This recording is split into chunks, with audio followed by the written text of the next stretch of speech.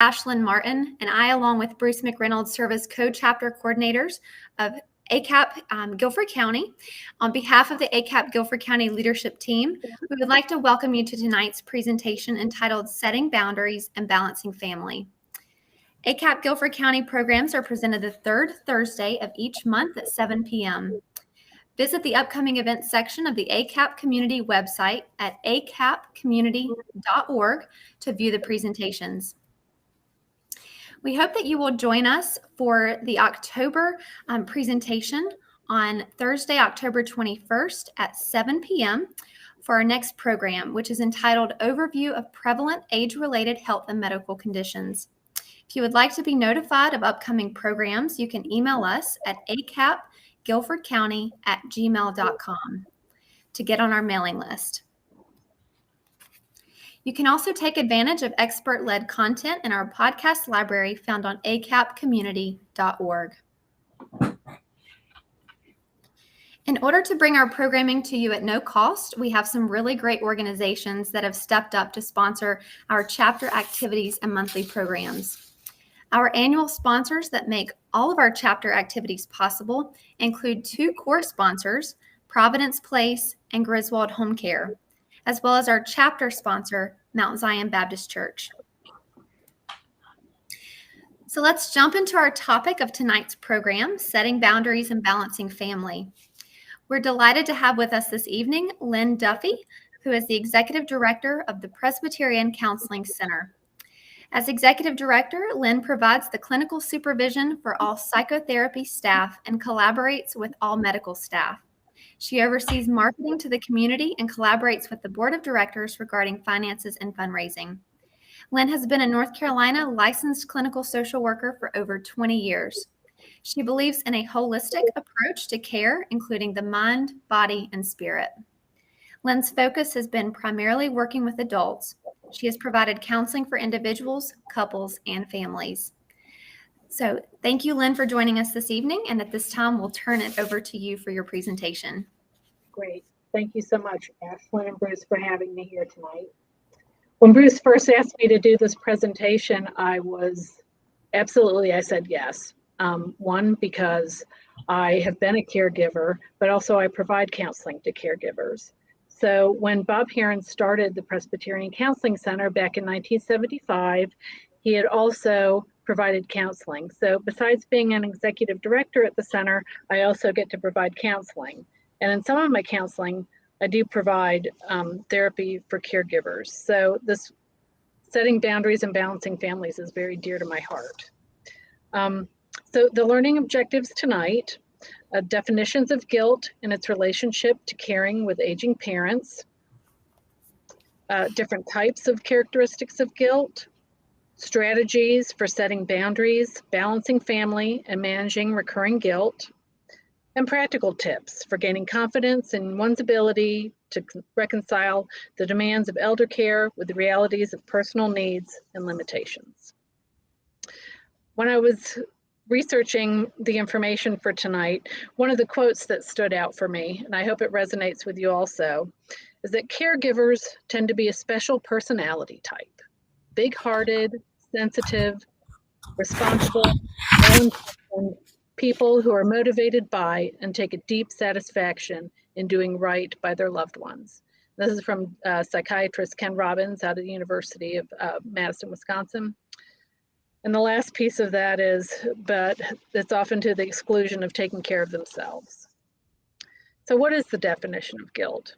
So according to Webster, it's the feelings of deserving blame, especially for imagined offenses or from a sense of inadequacy. So one of the things that really helps me when I'm dealing with feelings and emotions with myself, but as well as the patients that I work with, it's the question of why. You know, why do we feel guilt? And especially when it comes to caregiving. So one of the reasons is maybe we have some unresolved issues, such as arguments in the past or childhood experiences. You know, maybe our father was an alcoholic. Maybe our mother was physically or emotionally abusive. Maybe some arguments had been risen in the past about maybe our parents didn't like our career path or didn't like the spouse that we chose. Another reason why we may feel guilt is resentment for the time and effort that it takes to care for our loved ones. So maybe we're at a party or we're on a trip and we get a call that our loved one fell. Maybe we're missing our own child's football game because mom needs help at the house. Knowing that you can't take care of them indefinitely and that placement is probable. That can be a huge sense of guilt that can be lingering over our heads. And just wishing it was over. We might feel guilty about that. When my mom was under hospice in Florida and I lived here, I had 2 young children and I was going back and forth to Florida every couple of weeks.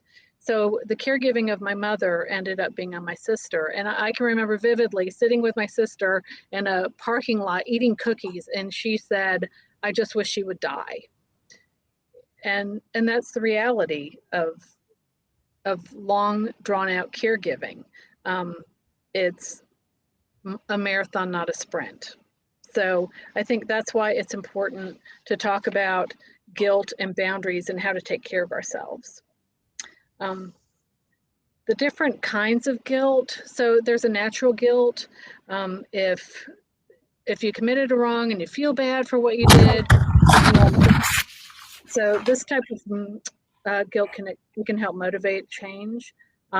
If there's actions though that we don't address, then it can persist and just cause other problems in our lives. So a natural guilt for me would be like, maybe I yelled at my mom, maybe she has some dementia, she asked me the same question 10 times and I yelled at her. So the motivation for change, well, maybe I'll investigate how to deal with dementia more and a different way to ask her a question or how to redirect her. So that can help.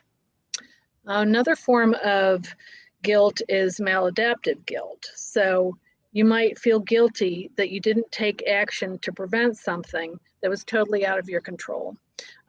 If you're a caregiver or if you're a parent and had a child, you know that you can turn your back and your child can fall. Well, that can happen with our aging parents also. You turn your back and all of a sudden they fall. It's you couldn't see it coming and it was no fault of yours. Guilty thoughts, having negative or inappropriate thoughts occasionally is normal. Everybody does it. It's what you do with it though. So some people are going to feel guilty just for having these thoughts. And then there's the existential guilt. This is also known as survivor's guilt. It can be about not living according to one's principles. I think about, maybe your health as a caregiver is really good. But maybe your parents, their health isn't good. Maybe you married a very supportive spouse, but now your mom is widowed. So that's another type of guilt. So some characteristics of guilt, ambivalence, the feeling of wanting to do something but not wanting to do it. Do I want to go over and see my mom or do I not want to see her? Resentment, feeling unappreciated for the care that you give or wanting more help, not getting it. Maybe your mom never says thank you or tells you that you're doing the dishes wrong when you're trying to help her out. Irritability, we know what that looks like. Maybe you're not recognized for what you're doing, and this can result in you being irritable. Anxiety, fearing that you won't be there if something happens or if you're doing something wrong. We know what helplessness looks like. It's maybe that you don't do anything right. And depression. No matter what you do, things get worse and you feel constant grief. And then the physical signs, these are characteristics of guilt also.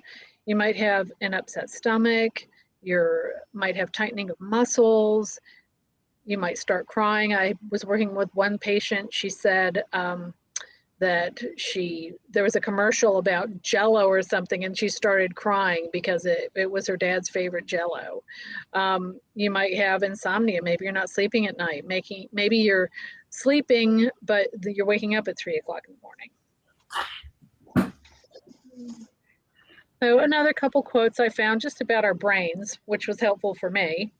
So you're not your brain. You're the CEO of your brain. You can't control everything that goes on in Mind Inc., but you can decide which projects get funded with your attention and action. And the other one, which I see this a lot, my life has been full of terrible misfortunes, most of which never happened.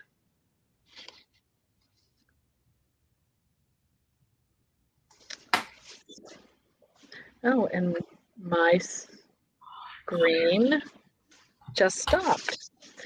So, but I'll go to the next one. Why is it important to set boundaries with aging parents? So we might feel obligated to our parents for all the sacrifices they made raising us, but setting boundaries is still important. This helped me when I started thinking about that question more about setting boundaries and why. And then I saw this statement from Nero Feliciano about boundaries can push our parents to create healthier coping mechanisms because then they're able to address issues like anxiety on their own versus us having to handle them for them. Because if we don't set them, then our parents are going to continue to use us to get their needs met.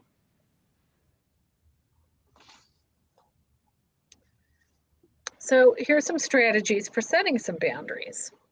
And one thing to remember is that they're going to look different for everybody. So you want to start small. So if you don't have any in place, the thought can be overwhelming. It's like, oh my gosh, what does this mean? What can I do? So start small. Think about maybe instead of 2 hours with my mom or my dad, I'm going to spend 1 hour. Or instead of calling her, every day, I'm going to call her, every other day. Being consistent. If you have children, you know how important that is also. Because if you don't, it can lead to confusion and mixed messages, and then this can give your aging parent an opportunity to manipulate you. So you want to be consistent. Communication. Talk through your needs. Be very clear, be specific. Use I messages. I feel hurt when you don't respect my boundaries. You want to know your limits. It's hard to change in the course during a perceived crisis. So I talk about saturation a lot during therapy. And what's your saturation point? Think of a sponge. It absorbs, and then at what point does it just flow over?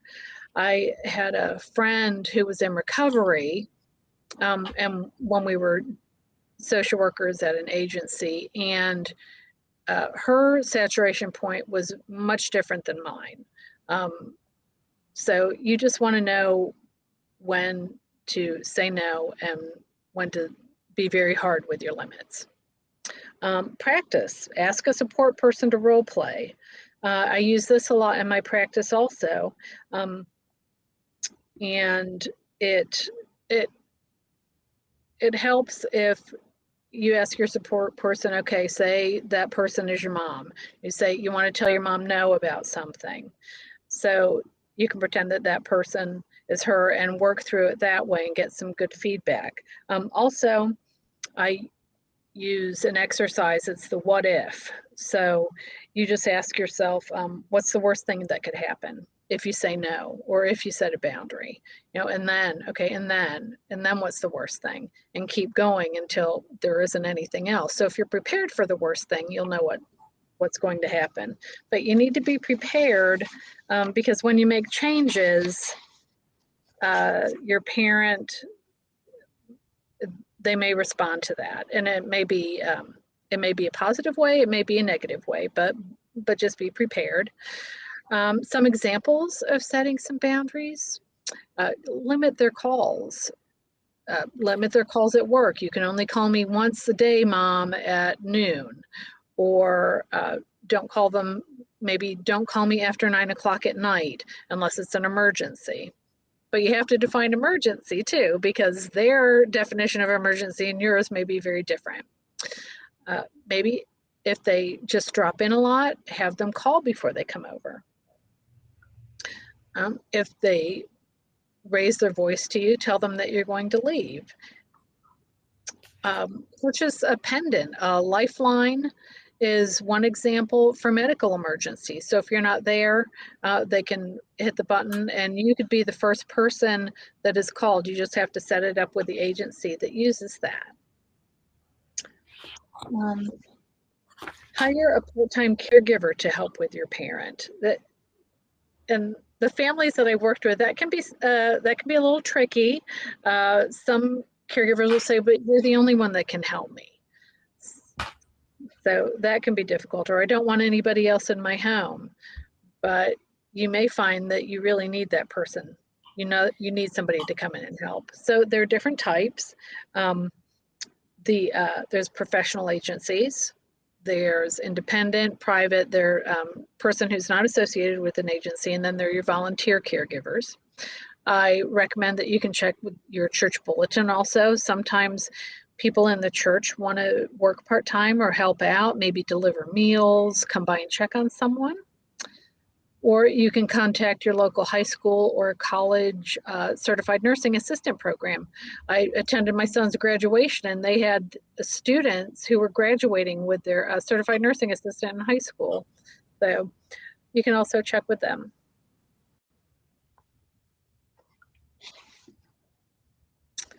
Here are just a few key phrases I thought were important,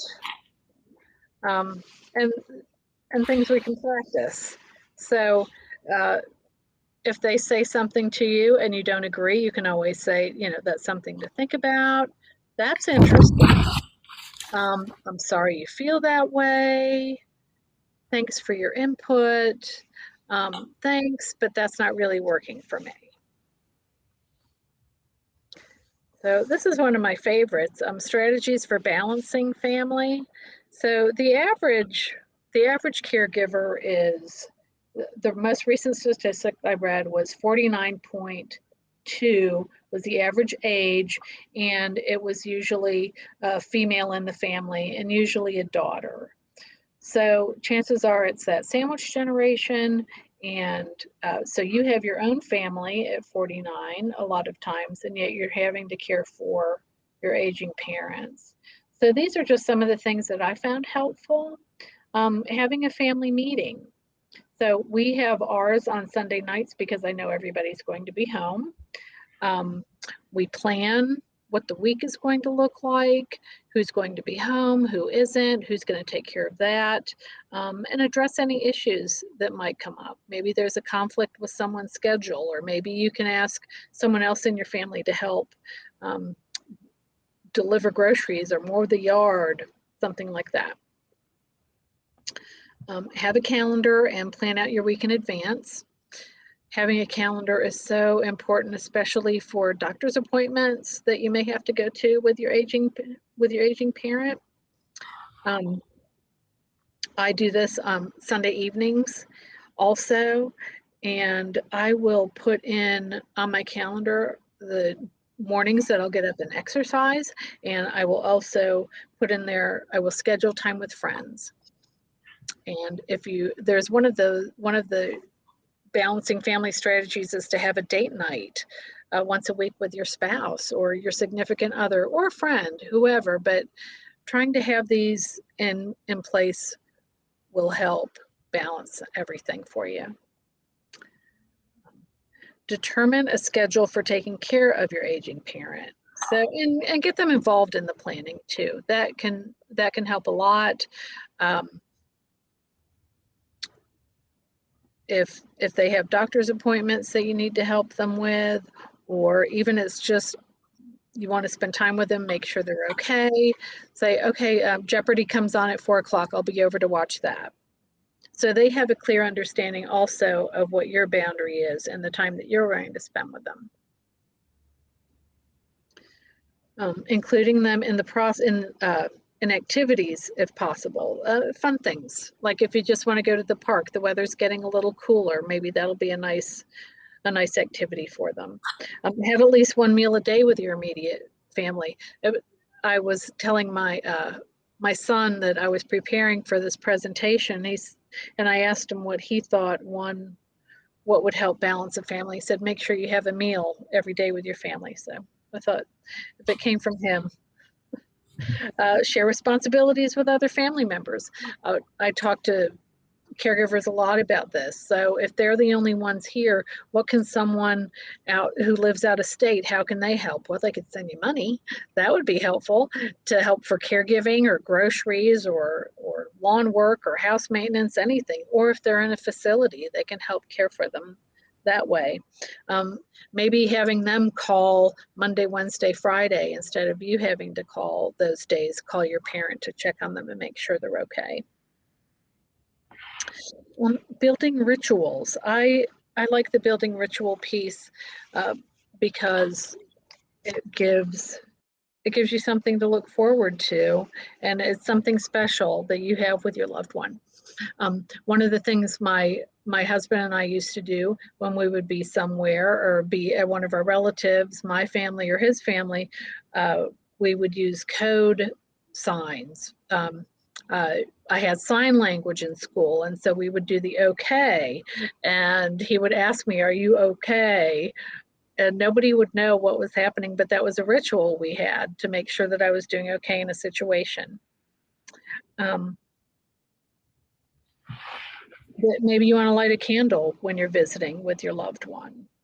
Another thing we talked about with our family members, it's a visual or a video history maybe with your family, or a written history with your family. One of the things you could do is take videos of your family members to record their history for other family members to come.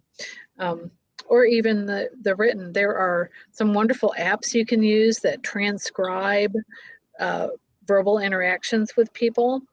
So that would be a nice ritual for your family. And then I think I said earlier too about maybe just watching a show with your loved one, maybe Jeopardy or something that would engage both of you.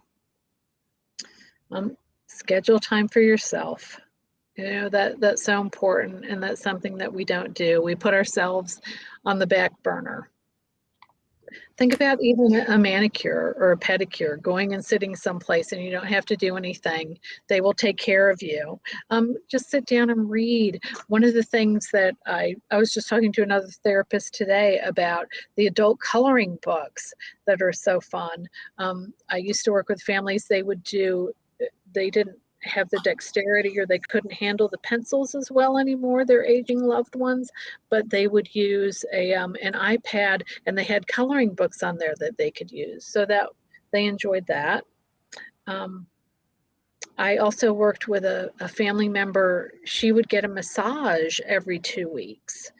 And I know money is an issue when it comes to these things too, but even think about going to they have a massage school, I think it's in Tyler City, where you can get like reduced rates. So when you're making time for yourself, it doesn't always have to be financially driven, but there are some things you can do strictly for yourself. And like I said before, have a date night.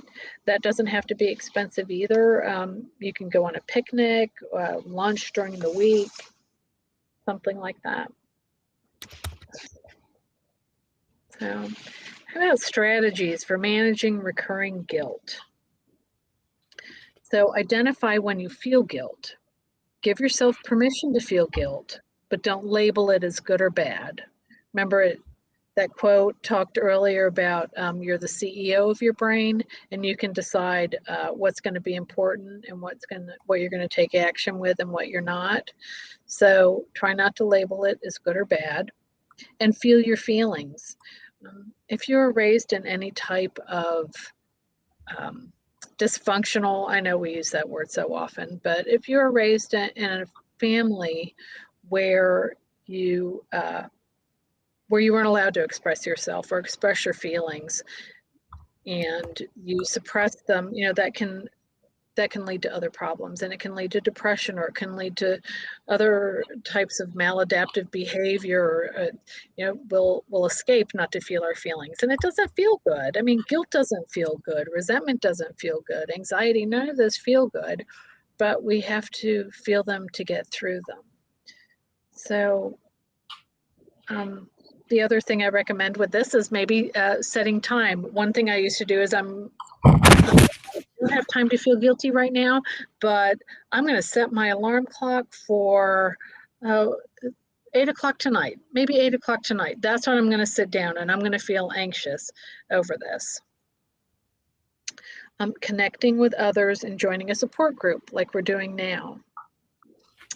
Connecting with others, that can be tricky in situations. I give an example about I was in public when I'm talking about connecting with others, and I was around a woman who was about my age, and all of a sudden I started having a hot flash, and I said something about menopause. Well, that just led to this whole incredible conversation with this other woman. So,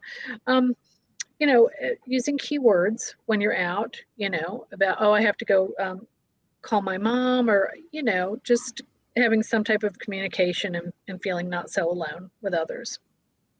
Being kind to yourself. Treat yourself like you would your best friend. I had a conversation with a client recently about, can you look yourself in the mirror and say that you love yourself? If you think about, you would never say some things to your best friend that you would say to yourself during these times. So just try and be kind. Learn to meditate or do guided imagery. This has helped so many of my clients. I cannot tell you. I have there's a link at the end of my presentation that has a guided imagery that you can go to. I recommend meditating in the morning and the evening. It can be a matter of just sitting quietly with yourself and just letting your thoughts come and go. And again, not labeling them, but just letting them come and go. I presented this guided imagery. It was a 5-minute guided imagery on YouTube that I found. And the client said he was having a bad work day. And so it was on his phone. He took it out, 2 o'clock in the afternoon. 10 minutes later, he felt refreshed. He was able to go on with the day. The next thing, the exercising, get 7 to 8 hours of sleep at night, eat a balanced diet. We all know those things. In my world, there wouldn't be so many books, so many YouTube, so many presentations if it was that easy. If it was that easy, we would all do it, and we wouldn't need information or motivation to do it. So I think I read most people do best, but you have to think about when is the best time for you too. Like for exercising, the best time for me is in the morning, because if I don't do it in the morning, I'm not going to do it. By 6 o'clock at night, I'm exhausted. So what I'll do, I'll set out whatever clothes I need the night before. I'll put them right beside my bed. I read once a runner, he would sleep in his running clothes, his shorts and a t-shirt, because when he woke up, it's like that's no excuse for him not to do something. So exercise is really important. Trying to get that sleep at night, if at all possible. And eating a balanced diet. I know how hard it is to do that. And planning meals can help a lot. There's so much information out there about dieting, and there are a lot of snacks you can grab that don't require a lot of preparation. That if there's an emergency or something happens with your loved one, you can just grab something and just go. But know that you're going to have some hydration. Have water with you all the time. Any of those things to just help curb some of that recurring guilt. You want to question your negative thoughts because they're usually wrong.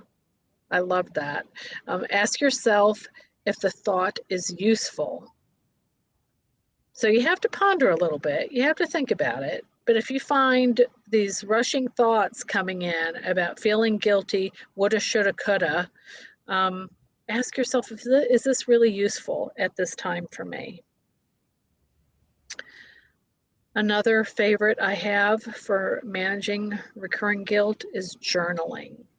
I just talked to somebody today about journaling who hadn't done it before, had done lots of other things, but that was the one thing they hadn't done yet. And I have a link at the end for prompts for caregivers, and I hadn't found that before. So I was excited because just that can be daunting to have somebody say, oh, just sit down with a piece of paper and just start writing. It's not that easy for everybody, but there are lots of ways you can ease into it. You can buy a spiral notebook at the dollar store. They have journals now at TJ Maxx. You can go in there and buy a really nice journal. It can be however special you want it to be. I keep a journal beside my bed because when I wake up, I do a thing called a brain dump, where I wake up with all these things and these thoughts, and I can get pretty anxious, and I know a lot of people can. So I'll just reach over, grab my journal, start writing, get everything out of my head. Sometimes it takes 5 minutes, sometimes it takes 15, but it's all gone. And I found that I feel a little lighter when I do that. Another exercise for journaling is you start writing and you don't lift your pencil or your pen for 10 minutes. I had one client, she was afraid that somebody would find her journal, which I understand, because you want to be able to write down everything and anything without fear. So one of the things I told her to do was you could always burn it afterwards. You could tear out the piece of paper and burn it. You could shred it if you have a shredder. You could use that app I was talking about where you can transcribe. You can talk your journal. You don't necessarily have to write it, although I recommend writing. And then there's also listening to positive podcasts or motivational YouTube segments. All you have to do is go on YouTube and bring up motivation, and there are all these wonderful 10-minute snippets. If you need to get pumped up before you go over and change your mom's brief or your dad's brief, or you need some motivation to get through the next 3 hours of taking care of them, maybe listening to that. If you have a Bluetooth, listen to that while you're there taking care of them.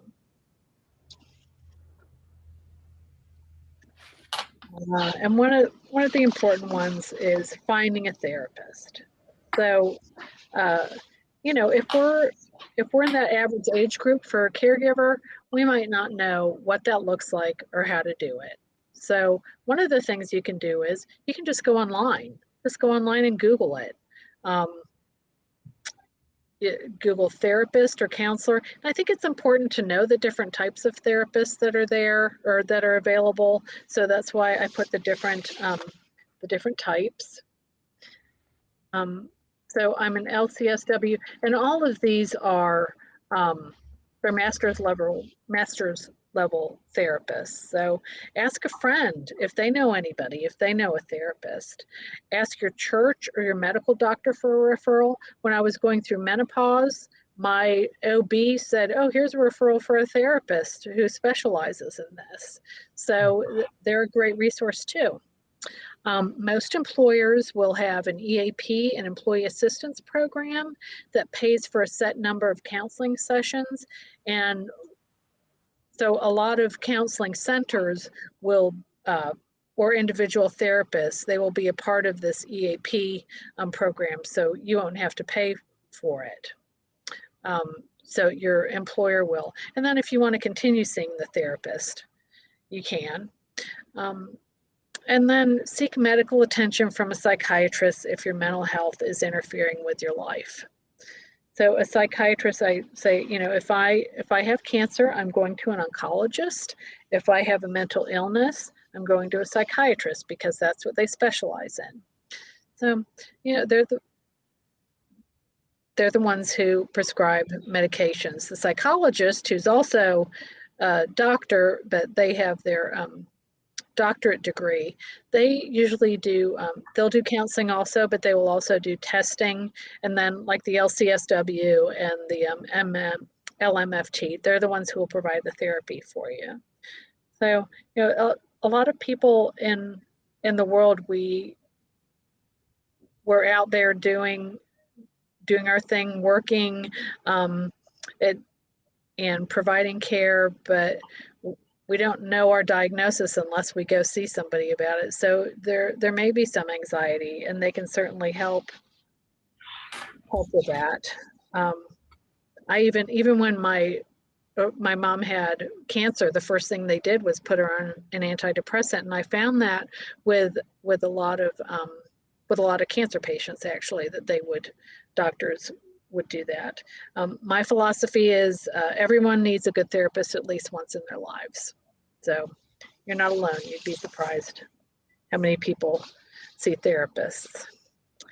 So how about gaining confidence? I think that's really important for us to feel okay in our caregiving. So one of the best, I think one of the best things that'll help you gain confidence is to talk to your parent's physician about what to expect. That will help you figure out what to do down the road and know what to expect when they start acting or doing things differently. I mean, one of the things I found out when I worked for hospice was that urinary tract infection can cause a lot of confusion in the elderly population.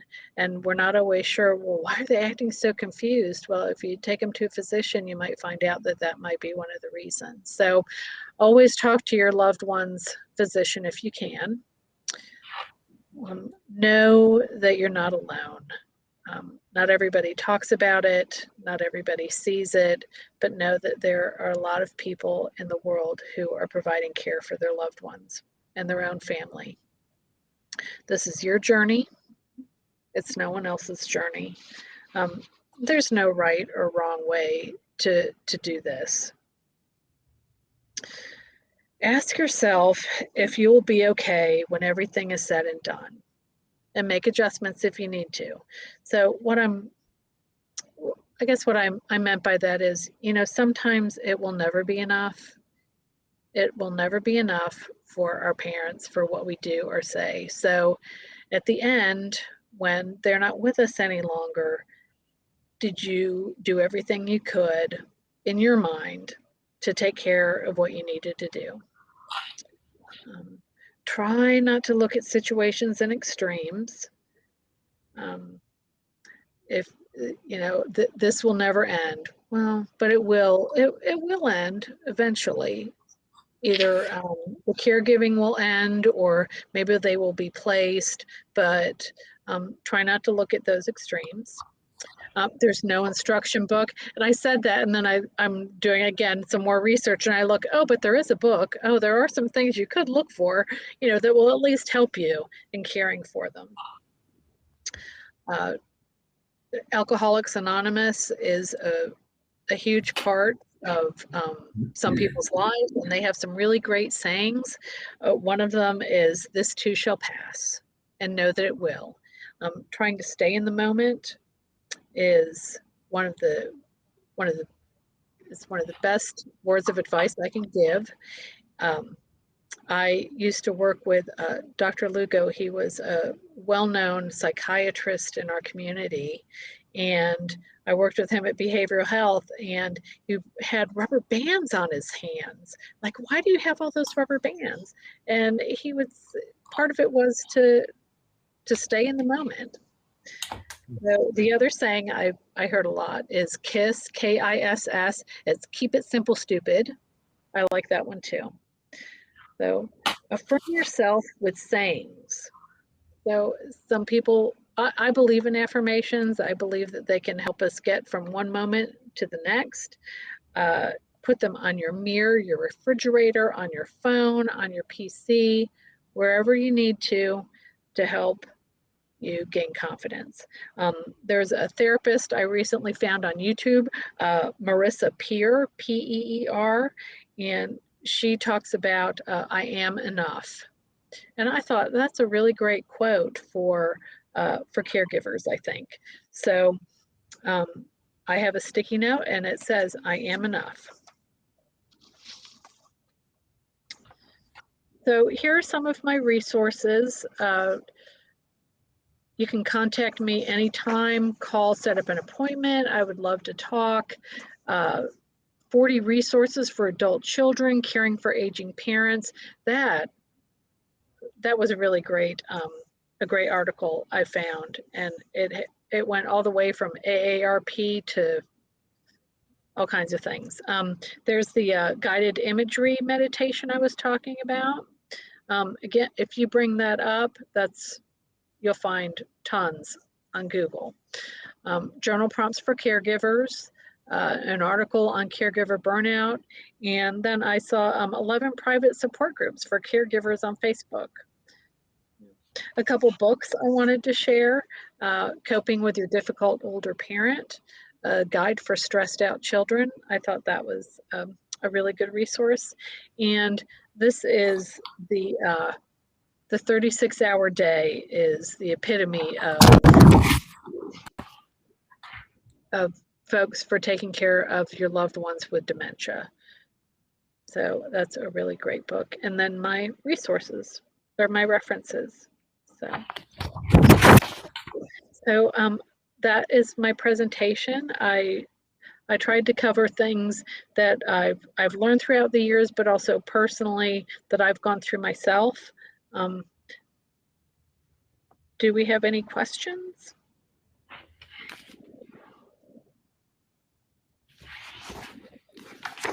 Lynn, I really, thought a lot of your advice and counsel really could help really any of us, regardless of stage of life or whether we're caring for family members or parents. I loved your section about balancing family, and I think those were some excellent tips to help balance our lives, regardless of what our situation is. So thank you for sharing that. Great, thank you. All right. Well, I'm not seeing any other questions. So again, we want to thank our chapter sponsors, who is Mount Zion Baptist Church, as well as our core sponsors, Griswold Home Care and Providence Place. And we hope that you will join us for the October program on October 21st at 7 p.m. on overview of prevalent age-related health and medical conditions. You'll be able to visit the acapcommunity.org website. Just click on upcoming events and you should see the events listed there. You're welcome to join in with any of the other ACAP communities as well. There are other locations throughout North Carolina as well as Center County, Pennsylvania. And so we invite you to also check out the presentations that they will be providing as well. And all upcoming events are listed on the ACAP community website. So if you have any questions, please don't hesitate to reach out to us. And again, we hope that you will join us in October. So we hope that everyone has a wonderful evening. Thank you so much. Thank you. Bye-bye. Bye.